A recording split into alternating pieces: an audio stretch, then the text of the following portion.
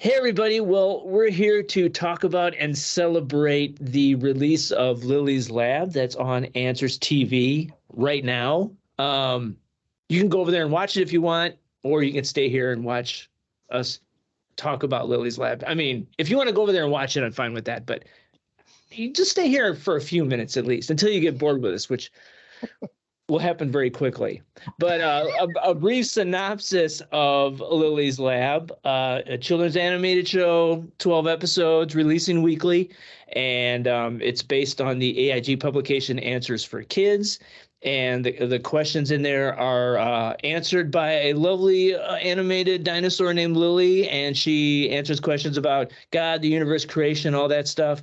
I don't want to spoil anything else because you need to go and watch it. So that's all you're going to get from me. So we're going to do the normal ground, the icebreaker thing. If you guys could, Brandon, if you could start first, introduce yourself, and then Lane, and talk about how were you involved in the project. Yeah, sure. So my name is Brandon Hollingsworth from Brainy Pixel Productions. I'm our Chief Operating Officer and Chief Creative Officer here. We're headquartered out of North Alabama in the United States, and we are the animation production studio that was blessed to be able to bring Lily to life and to conceptualize her and her world, and work with the amazing team at Answers in Genesis to bring season 1 into your living room. And so we hope and pray you enjoy it and it blesses you. My name's Lane Lauder. I've been working with Brandon and Brainy Pixel for the last year or so, and they brought me in as a 2D expert. So I got the privilege of bringing Lily to life and giving her the emotions and the expressions and the playfulness that she has. And so it's been a lot of fun, and I've learned a lot. So that's good. If you watch it, I bet you'll learn something too as a result. So. That's a good tagline for people behind the scenes. We learned something, and you will too. That's right. Well, that's great. And one of the bigger questions I have for Brandon, because people don't know, well, I'm sure there are some people, because you're on social media quite a bit. So it's like every time I go on Facebook or anywhere, it's like, oh, Brainy Pixel's got to post. But for those people that don't know about Brainy Pixel, and how did this whole thing start? I know it's a longer story, but don't make it too long, okay? Okay. But yeah, how did that start? So we actually were founded in 2014, and for about 8 years we were doing secular work. It wasn't bad work. It was just helping businesses and creating videos and art and things for videos, logos and whatnot. But about 5 years ago, we just felt a very strong call from God, and he was telling us that what we were doing is good, but it's not glorifying him. So pick. And so we were kind of rocked back on our heels, and we decided that we were going to become an overt Christian animation studio. And the rest, they say is kind of history. We've been following Christ ever since then in terms of what we do every day with our jobs, working on amazing shows like Lily's Lab and others that we've created for other companies and for ourselves. And so that's how we wound up here. It all started with a YouTube channel, and now we're here working with Answers in Genesis, making 2D dinosaurs talk and answer questions. What other stuff do you have going on besides? I know we're going to be really focusing on Lily's Lab, but what are some of the other things you guys have done? Sure. So we've got a show called Cubekins that you can watch. It's on a ton of streaming platforms out there in the world. And then we've also got a show over on Yippee TV. It's called Molly's Memory Verse. We're working on a 2D hand-drawn show right now called Righteous Warriors. That's like a Christian Kung Fu Panda. We're super excited about that. And we've also got comic books and things like that. And you can find out all of that information over at brainypixel.com. Or as Brian says, you can follow us on social media. Yes, because we're posting all the time. Trust me, you'll find out what's going on with them. So, but Lane has worked on some other pretty cool Christian properties as well. If you want to talk. Yeah, about Lane, what have you worked on lately besides Lily's Lab? I'm going to say Lily's Lab 800 times before this is over. That's right. So I actually got my start in animation working with Allegories. It's a popular Christian cartoon that follows owls on their journey through school and adventures. And so yeah, that brand's been around for since about 2014 when they launched their season 1, and I've been working with them for the past 5 years, creating just like hours worth of content that's on Right Now Media. It's on a lot of the other streaming platforms that are out there as well. So. And Patch the Pirate. Don't forget Patch. Oh yeah, that's right. You can't. Yeah, I grew up on Patch, so yeah, you can't. But yeah, as far as your guys' relationship with AIG, how did that come about? How did the connections, the fibers that made that happen, that made it veer into Lily's lab? How did that come about? That's actually a great story. It's a little long, but I'm happy to tell. No, go for it. So I'm a lifelong fan of Answers in Genesis. I would say that regardless of if I was working for you. We raised our kids. We homeschooled 4 of the 5, and we raised them on AIG stuff. And so when we became overt and started looking to do work in this Christian animation space, one of my big goals was to work with Answers in Genesis. And so I was networking, and I actually got a connection to Ken Ham from an associate, and I got introduced to him at a conference, and he introduced me then to Brian. And so Brian then said, hey, you need to talk to Ryan, who you work with every day.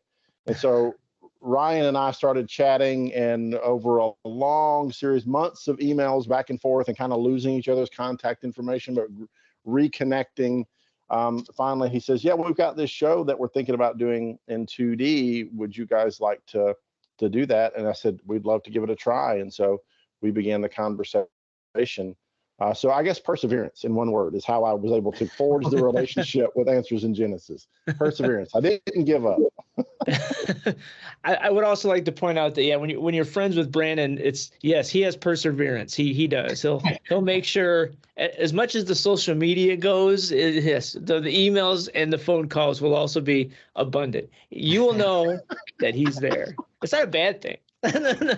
Though I have to be honest here, total transparency. Sometimes I'm working and I'm looking at my phone. I'm like, Brant's texting me. It's just like, I know it's going to be, it's not just going to be a quick one-on-one. It's going to be like another one. Now Brandon's going to be like, I'm never going to text you again. I'll keep on texting. I'll just try to condense. So. But kudos, yeah. And this is once again another big question. I know we could go down a rabbit hole and I know most people these days know the lengthy process it takes to get a production done and the steps that go into it. But there might be people out there that don't. And I've actually had people think, I mean, it's not a lot, but I've had people perceive that it's a pretty simple process. Just come up with an idea, get it done, and get it out. I mean, that's not the majority, but there are a few. So, like, it's hard to streamline this, but what is the process from A to B to get a finished thing done? What are all the steps? And Lane, you're gonna have to chime in on this too. So I think I'll take pre-production, Lane, and you can take production. That's production and post-production. So it's really 3 big buckets. First of all, you have pre-production, then production, and then post. So pre-production really starts with a script. Everything is going to have to start with words on a page, because everybody has to get on the same page in terms of understanding the story, the characters, the world, what's going on, what is the purpose. And so having a really good script is really the genesis of any project. And Leilani did an amazing job with all the season 1 scripts, gave us plenty of stuff to work on and play around with. But digesting that script and understanding, and then doing conceptual drawings and trying to understand what is the character, who is the character, what do they look like, how do they move, how do they emote, what do they wear, if anything, what are their primary props or the things that they use to tell their stories. Again, all this drives out of the script. And then conceiving their world. So what does the world that they live in look like? Are there spaceships in the sky? Are there, are we in Stone Age times? What's going on? And so understanding all that visually, which is a tremendously iterative process. You have to draw something and tweak it, and draw something and tweak it, and get feedback and collaborate with your team. And that was a dream working with AIG, because you guys were always so responsive, and you were always giving us wonderful feedback. And so then once you understand all the elements of the story, then you have to cast your actors or your actresses to bring those characters to life, because animation, while you can do it without any voices, it certainly helps to have people talking and characters emoting. And so you cast those characters, and sometimes you bring a little of that character back into the conceptualization process, and you might revise things, because maybe your actor has a great big crazy beard and no mustache. And so you're like, well, that looks really cool. I want to bring that into this dinosaur. I want to make my dinosaur look like my actor or my actress. And so it kind of feeds back into that process. And then once you lay down all of your lines, you have all your recording, then you're ready. You've got all the components that you need. You've got a locked off script. You've got a locked off design for your character, all the props, the world. You've got locked off audio. Then you're ready to go into really production, and you kind of begin with a scratch take. And I'll let Lane talk a little bit now about production. Yeah, and one thing that was neat in the pre-production is, we knew the idea was Lily's lab, and as soon as you say lab, you think, some laboratory where there's beakers and bubbling and it's sterile and, all this stuff. But somehow through the creative process, we ended up in a tree house of all things. So that was kind of cool to see that process come together in pre-production, because that was like completely not in my purview of what it was going to be like when we first started talking. So, but yeah, once you get kind of all of your elements together, once you have your character designed, then we're using what we call puppet animation. So we create a digital puppet that me as the animator can then go and give, like I said, that character expressions, give them arm movements and leg movements and head turns and all that stuff.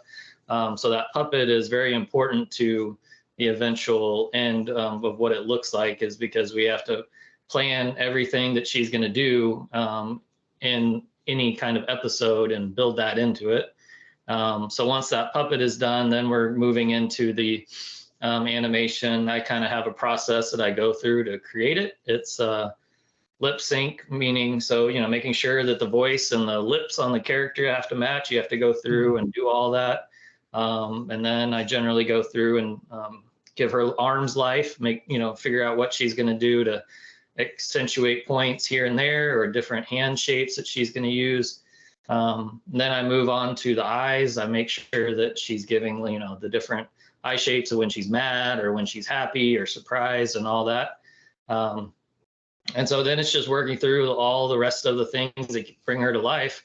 And that's just kind of the first half of it. Then moving into post-production, like Brandon was talking about, you take that initial base and then you bring it into a video editing software, and you layer all of the other things that we added into the show, like her iPad that she uses, her screen that she, does points on, all the graphics, everything that she is using to explain what she's talking about, all still has to be added after you've already done the character animation. And then there's some back and forth because, it doesn't fit just right, or it didn't really work out the way you thought it would. So once that's all done, you're, after the 5 reviews that AIG does to make sure that we got it just right, and we make sure that everybody's happy and we don't say something we're not supposed to say, that it just works out, and we export it out and get it to you guys. So.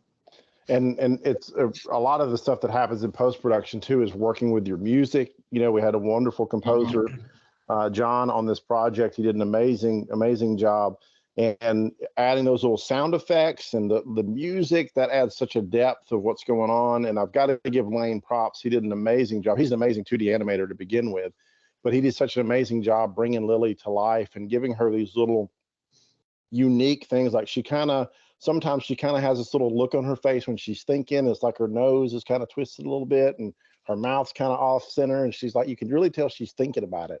And those little elements are just so much that bring that character to life, and they're so important about connecting with your audience. And it was a lot of fun to be able to do that. So yeah, and I know for me personally, I don't deal with much animation. My stuff's live, so it's always an interesting reminder, because when you're filming something, you have a location. It's like, this is it, but then you go into the world where nothing's there, and you start, what's the character even going to look like? And all of a sudden, you have, in real world, that's what this person looks like. We're not going to change it. And this one is just, here's 300 versions of what this character could look like. In animation, there's so many decisions to be made, like so many minuscule ones. And I love you guys, and I love what you do, because like my animation is not my avenue, because I think there's so many minute decisions to be made on the set, and the person or the character is just, whoa, this is too much.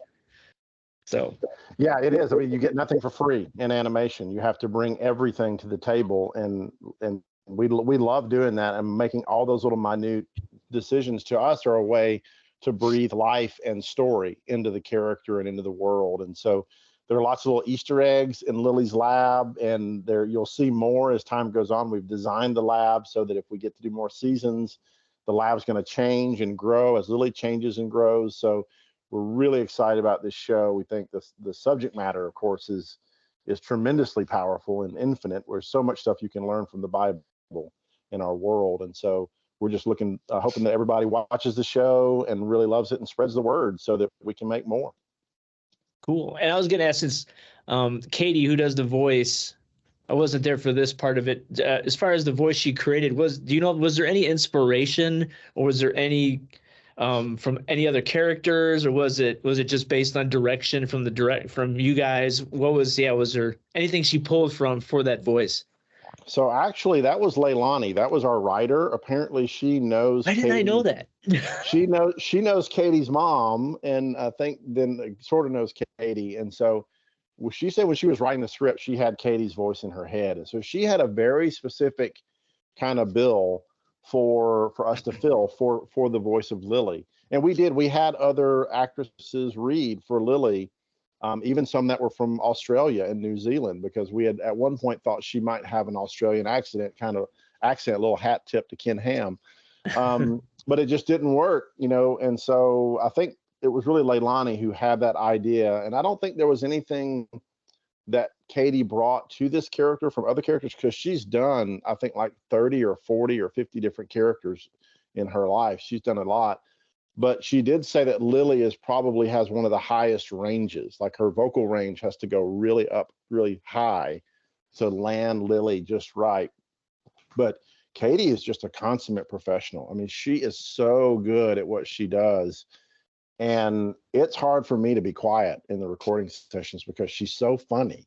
And she's always cracking jokes and doing these little one-liners and things like that. And it's just a joy to direct her.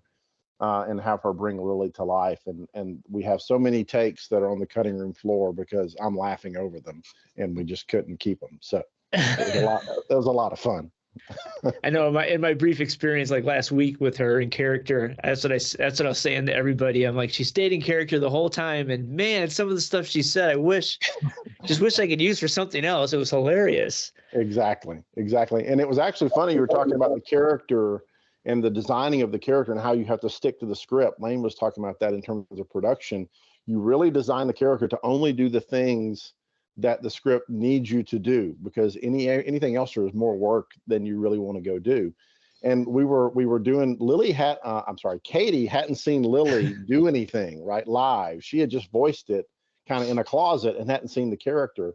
And so when she finally starts seeing the character move and talk as she's animating it, she was like, well, can she blink? And Lane was like, well, no, we don't have a script where she blinks, just like wink one eye. And she said, well, can she jump? And Lane's like, well, no, we don't have a script where she jumps. Oh, it's really funny. And guys, I've got a surprise. We've got Katie coming in now. All right. We were talking about her, and hey, Katie. Hey, Katie. Hi, I had you on the calendar for noon today, and okay, it's fine. We're going and we're interviewing, and it's all good. I am so sorry. I am recording with some people here at the studio for something else, and I just happened to see Brandon's like, what? I already told them noon. Anyway, hi. Hey, how's it going? I'm excited. So Katie, we were literally just talking about your ears must have been burning because we were literally just mentioning you. Well, thank God for that. Okay. so Katie, why don't you? We were already talking about you, and we're already in the middle of things.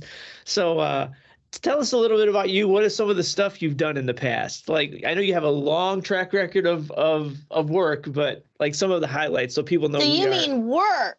Work. Not my cauliflower curry I made last night. Okay. No, cooking doesn't count. No. Well, I have worked on Adventures in Odyssey for the last 36 years. I play Connie Kendall on that show. I've worked on a bunch of cartoons. I was Rolf the dog's voice on the Muppet Babies originally, and Hucker Buttlefoot's voice on Darkwing Duck, and I played Sunny Gummy and the Gummy Bears.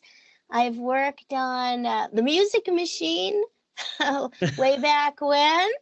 That was fun. I do a lot of e-learning. I work on ABC Mouse and Khan Academy Kids and other stuff like that. Today we're doing a Moses the Musical for a camp.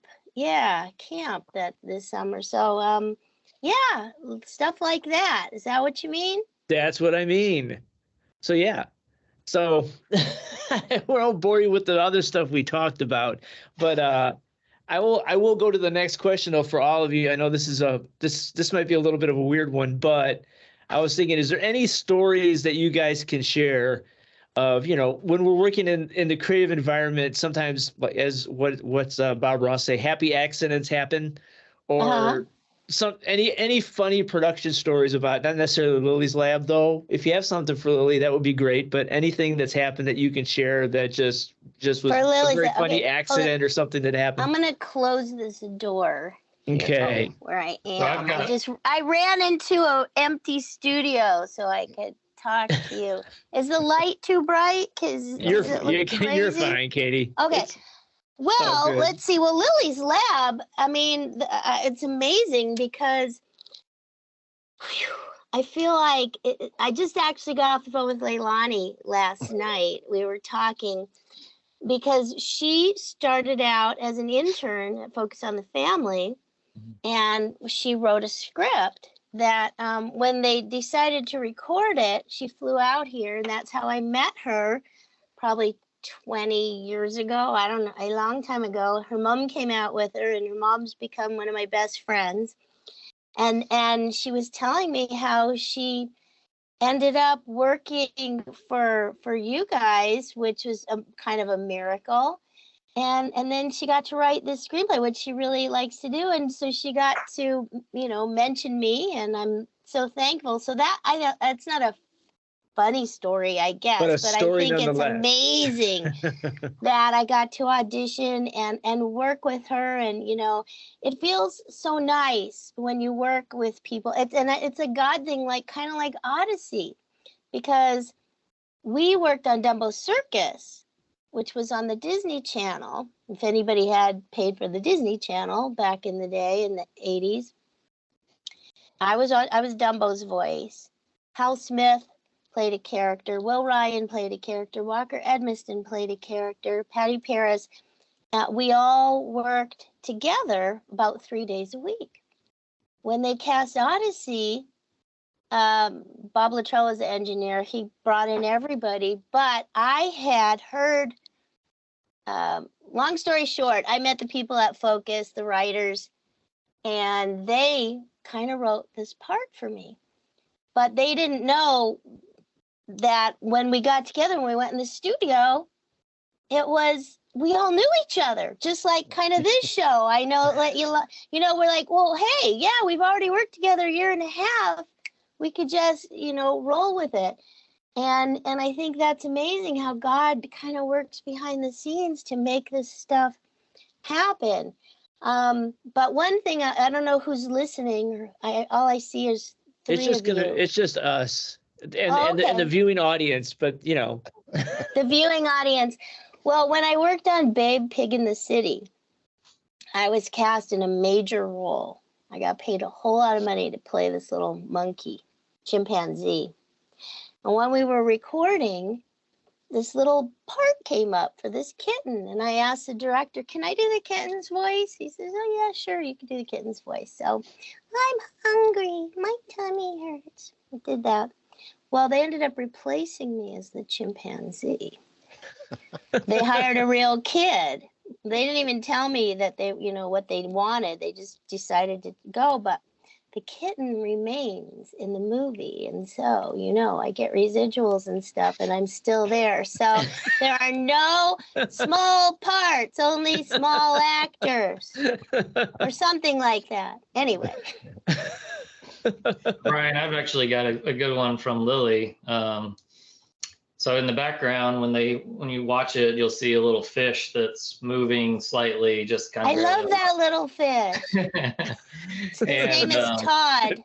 And voices, yeah. So I exported out a review for Brandon to look at of one of the episodes, and he made a comment, and the fish had turned to, if you're familiar with broadcast, color bars. It's a screen that, just shows like all the different colors, because the artwork had gotten moved or it wasn't connected anymore. So in the background, instead of the fish, there was just color bars floating in the little fish bowl during one of the reviews. And Brandon was like, save that. So I think we actually have that video. I saw it because I was watching the episodes. I did notice that. I didn't know what that was. Okay. We should pull that for a bloopers and just post that as like a bonus material. Give it a cute title. It's so much fun playing, having and working with Brandon, because he's hilarious. He doesn't look it. At first you look at him and you think, yeah, that's the first thing I saw when I saw Brandon. I'm like, he's not a funny guy at all. I wanted to say, fill it up. When he looks like, works at the gas station. Well, I would say that every time I get the honor of recording with Katie, there are always moments that you don't expect, because she just is brilliant and she's an amazing performer, and she always gives you 150%. And there are moments that I know that I laughed over when she was recording that we can't use because she's so hilarious. She brings Lily to life. So yeah, every time I get to record with Katie, there are little moments that are absolute gold that she just comes up with. They're not on the page. She just comes up with those things. And poor Leilani has to go and revise the scripts to match what Katie comes up with. She told me that she listens, but by the same token, it was really great to see them. So if we do another season, which I hear may happen, it's good to see it, because now I know what I want to change. She has a little phrase that I want to say differently now that I've seen it on the screen, and now that I know how the iPad works, I want to say goodbye to the people when they, when I'm talking to them, like they say bye to me, and she's like, well, yeah, whatever. As far as the funny stuff too, I put you on the spot again. If you had to pick a favorite moment in Lily's Lab or a favorite episode, what would that be? Well, I can go first, and it's not a funny thing, but it's a geek thing for me personally, because I am an AIG geek, and it was the first moment that I saw Ken Ham in a show that I was working on. That moment when Lily calls Ken on her tablet and he shows up on the tablet. I knew it was coming because I'd read the script, right? And we were working on getting it ready, and I'd even seen the footage, but it was just something about that moment where Ken Ham is in a cartoon that I'm working on. That was just geek gold for me. That was amazing. So that stuff is really cool. It surprised me. I didn't know what it was going to look like. So it was fun, super fun to see that. I think, I don't know, there's a lot of funny things. I think for me, you'll notice, and we call it Lily's style, where she tells certain stories, and we were trying to figure out how do we tell this in a fun way. And so there's an episode where, I think it's episode 3, where she's talking about Adam and Eve, and they're like on little stick figures. And I love those popsicle sticks. So for me, I think that was kind of the funnest one of just, how, again, like never thought of that when we were first initially were dreaming up the show, but it just works so well and it fits in. And I think it adds another element that, just helps kids understand. And so I just wonder when that boo-boo on her tail is going to get healed. maybe season 2. It's like if you ever watch the show Baskets, this character Martha, she's got her hand in a cast like for 3 seasons. Well, that actually came from some of the early drawings, and we talked about, what are we going to do with this tail? You got a dinosaur with a tail, and from a puppet perspective, that becomes another limb you have to animate. And so we said, well, maybe she's a little bit clumsy. Maybe she has this kind of thing where she's a little bit klutzy. And I think a lot of kids can potentially identify with that. And so let's give her a Band-Aid on the tail and sometimes the Band-Aid might move. So maybe in season 2, Lord Yes, willing. I was gonna say, could we just have her have Band-Aids in different places? That would be really fun. I think so. I think so. If we get another season, I think we could definitely see the Band-Aid move for sure. So, yeah. I think that would be great. I think we And then should see they like can- that. and then Think like that, AIG like the hide and seek thing they have there. Where's the Band-Aid in this Yeah. episode? Yeah, and then AIG can come out with a little Lily doll where it has Velcro bandages, and you can put them wherever you want. That's right. I think that's a wonderful idea because there's a lot of times that I have boo-boos and I need Band-Aids because science is can be a very dangerous business. You know, you got to be careful. You don't know what you're doing sometimes. Well, Just using my iPad sometimes is dangerous. well, on that note, I want to keep you guys too much longer, but I do have, me personally, I always enjoy asking a few questions that are important to me. The audience might not think they're important, but let's show that because they're important to me. Well, All right, first one. I like my mommy's note behind me. She loves me. But On the my first question, just for you guys specifically, not for the show, and this could break our friendship too if you answer incorrectly. Wait, I don't even know you. I've never met That's you right. before. That's right, It's Katie. fine. We've talked for like 30 seconds, and There is our no friendship risk could be here for over me. right now. Yes, and I have no filter. Go ahead. So you're good.